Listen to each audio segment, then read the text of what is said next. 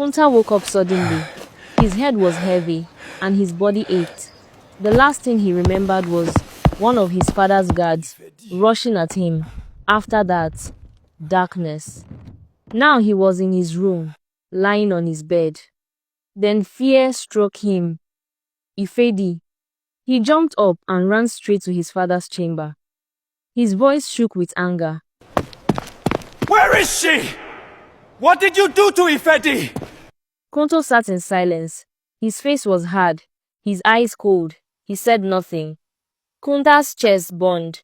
He rushed out of the compound and ran to Ifedi's house. Her parents were standing outside, looking worried. She has not returned from the stream, her mother said with tears in her eyes. Kunta's heart sank. He already knew what it meant. His father had kept his threat. Ifedi was gone. He ran to the dungeon behind his father's compound. The place was filled with the smell of sweat and fear. Men and women sat in chains, their eyes empty.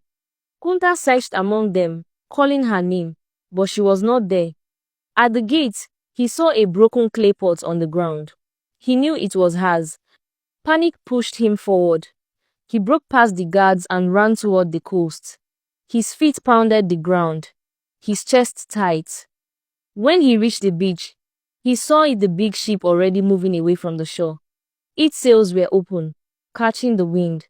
On the deck stood rows of captives in chains, and among them was Ifedi. Their eyes met across the water. She looked at him with fear and tears, her mouth moving, though he could not hear her. Kunta shouted her name and rushed into the waves. The water pulled at him, but he fought against it, trying to reach the ship. He stumbled and fell, the salt stinging his throat, but he kept calling her name. The ship moved faster and faster, leaving him behind. Soon her face was only a small shadow, and then she was gone. Kunta dropped to his knees in the water, his fists clenched, his body shaking. He had lost her. On the sand behind him, the guards stood watching, and high above on the cliff, Kunto stood with his arms folded, silent and proud. The ship carried Ifedi away, and with it, Kunta's last hope. Kunta could not forget the sight of the ship sailing away. Ifedi's face haunted him in his sleep, and her voice lived in his waking hours.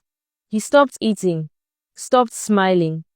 Each day he walked like a shadow, his eyes empty, his heart burning. Grief slowly turned into anger.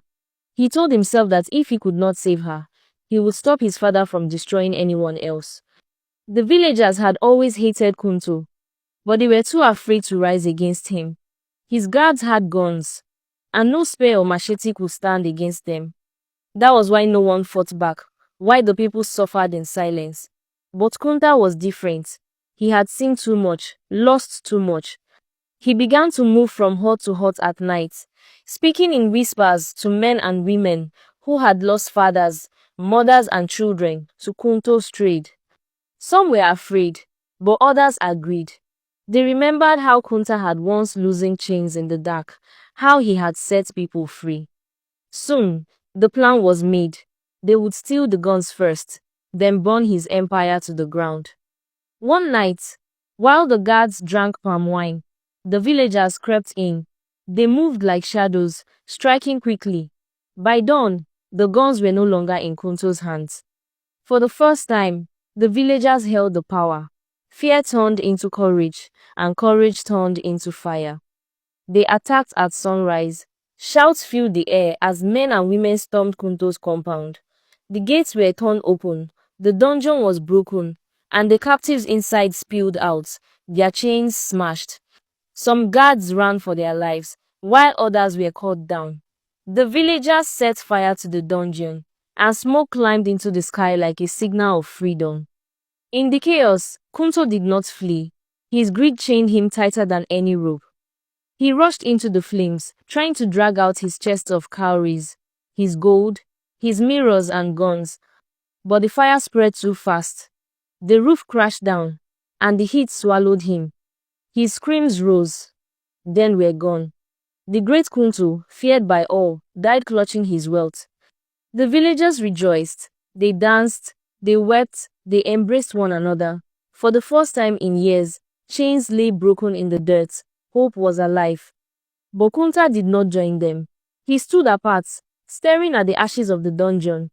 The smoke stung his eyes, but it was not the fire that burned him inside. Ifedi was gone, lost forever. And the hands that freed the villagers were also the hands that killed his own father. The weight crushed him. That night, when the village slept, Kunta walked into the forest. Under the quiet trees, he ended his life. By morning, word spread. The people mourned him, for they knew what he had done.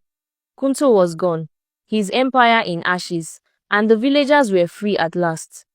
But the slave ships still came to the coast, and the trade did not end. Yet, for the first time, the people felt a kind of relief. One tyrant was gone, and the land could breathe again, even if only for a while.